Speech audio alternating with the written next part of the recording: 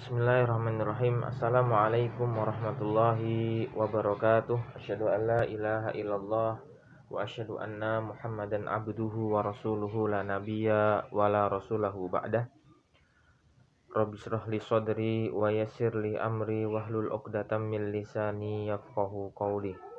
Saudaraku yang dirahmati oleh Allah Subhanahu wa taala, pada kesempatan kali ini kita akan membahas mengenai 9 kerugian jika seseorang itu meninggalkan sholat subuh.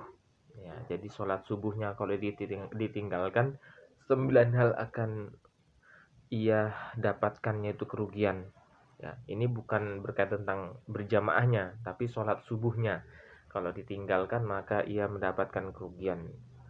Yang pertama, saudaraku yang dirahmati Allah, bahwa kerugian yang didapati oleh orang yang meninggalkan sholat subuh, ia rugi terhindar dari sifat orang-orang munafik. Apa itu sifat dari orang-orang munafik?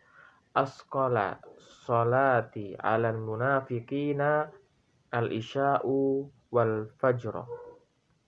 Jadi sholat yang berat, ya, lebih berat atas orang-orang munafik itu adalah sholat isya dan sholat fajar.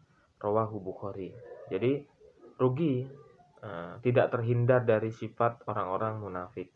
Yang kedua, saudaraku yang dirahmati Allah, adalah man sholal bardaini dakhalal jannah. Barang siapa yang sholat dua, yaitu bardaini, sholat subuh dan sholat asar, dakhalal jannah, maka ia masuk ke dalam jannahnya Allah Subhanahu wa taala.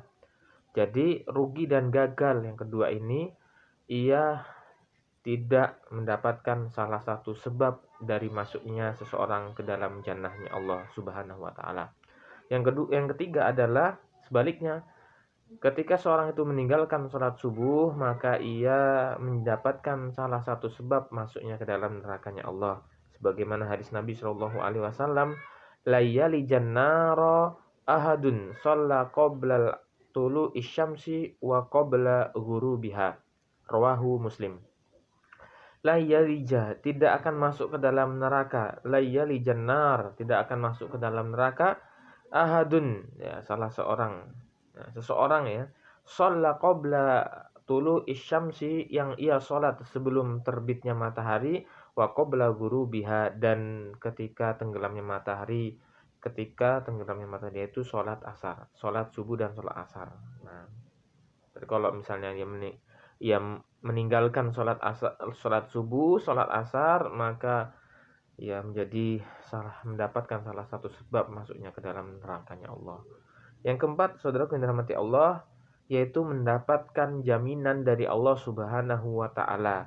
Man shalla subha fahuwa fi dhimmatillah. Barang siapa yang sholat subuh, maka ia, ya, mendapatkan jaminan dari Allah Subhanahu wa taala, ya.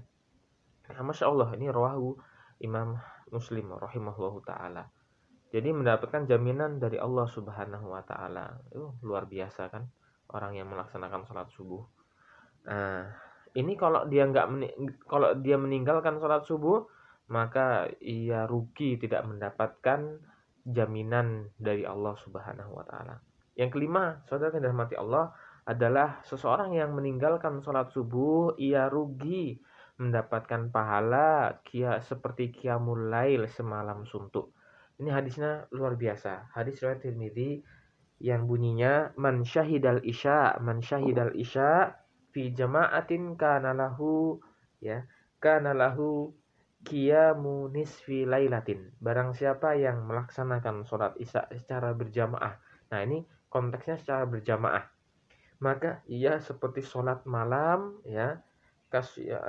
Sholat malam kana lahu, maka baginya, ya, qiyamu nisfi lailatin. Maka baginya sholat malam separuh malam. Luar biasa. Ini sholat isyanya secara berjamaah.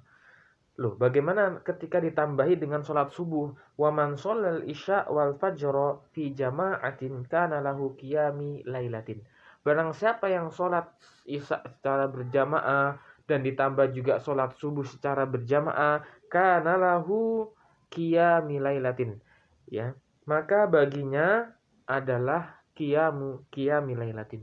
Dia sudah melaksanakan qiyamul lail, semalam suntuk, ya. Masya Allah, dari habis isya, ba'dal isya, wa qabla subuh, dan sebelum subuh. Masya Allah, ini keutamaan yang sangat luar biasa bagi mereka yang melaksanakan sholat subuhnya secara berjamaah, ya. Maka rugi manakala tidak melaksanakan sholat subuh, apalagi tambah tidak berjamaah di masjid. Nah, ia rugi, tidak mendapatkan pahala seperti, atau mendapatkan pahala baginya, yaitu qiyamul lail, semalam suntuk. Rugi kan? Rugi banget, saudara dirahmati Allah. Mudah-mudahan kita terhindar dari demikian. Yang keenam adalah ia rugi dan gagal berjumpa dengan malaikat yang mencatat, yang menulis, ya, manakala di waktu subuh malaikat itu ada yang naik dan ada yang turun. Di waktu asar ada yang naik pun ada yang turun. Nah, saudara yang dirahmati Allah, ini ketika malaikat itu naik ke atas dan ditanya oleh Allah Subhanahu wa taala, maka bagaimana keadaan hambaku? Maka para malaikat yang melihat orang-orang yang melaksanakan sholat subuh hambaku ketika aku tinggalkan sedang melaksanakan sholat subuh. Masya Allah. Pun demikian sholat asar. Nah, kalau tidak melaksanakan sholat subuh, ya kerugiannya adalah ia tidak gagal berjumpa dengan malaikat dan dicatat dengan kebaikan-kebaikan.